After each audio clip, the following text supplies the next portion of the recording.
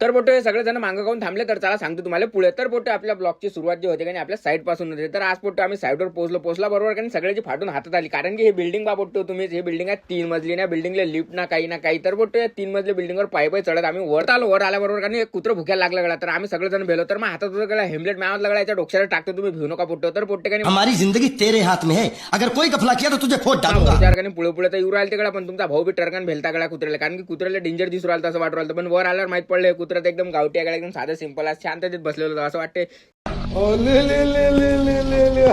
त्याला माहित पडलं की तुमचा भाऊ कानी ती येऊ आला म्हणून चुपचाप झाला गळा. वर आल्यावर काही नजारा पाहिल्यावर काही एवढं मन तृप्त झालं की बरं वाटू राहिलं. आता काही टेन्शन नाही असं वाटू राहिलं की काहीच नाही सोपी साईड आहे. तर स्पोर्ट साईडला काही आम्ही साईडला सुरुवात करतो तर काही ना काही सामान राहूनच जाते कडे मागं. तर पोटो निघालो मग आम्ही गाडी घेऊन मस्तपैकी सामान जमा करायला. त्याने हेल्मेट घातल्यावर काही एवढा अजीब दिसू राहिला. तर तुमचा पण काय करता अकोल्याचे कडक नियम तर हेल्मेट घालाच लागलं होतं. तर हेल्मेट घातलं बोटो थोडी गरमा करता हेल्मेट काढलं तर बोटो साईड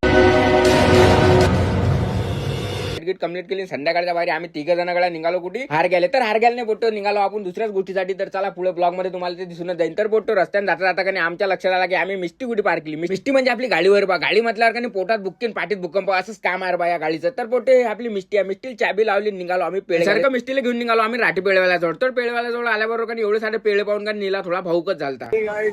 पहली बार ऐसे देख रहे हैं. सगळ्या गोष्टी घेतल्यावर मग आलो कडे शोरूम वर. ते कसं माहिती का बोटो बिना मेकअपची नवरी आणि बिना सिनेमॅटिकची गाडी कोणी घरी घेऊन जातच नाही कडे आजच्या जमान्यात. तर बोटो सिनेमॅटिक शूट केला. आणि जसा सर्व शूट कम्प्लीट झाला ज्या गोष्टीची आतुरतेने वाट पाहू राहिलो तो टाइम आला गळा. ते म्हणजे की पेळे खाताना पेळाचा डब्बा उघडून तू जितना भोला दिखता है ना उतना है नहीं.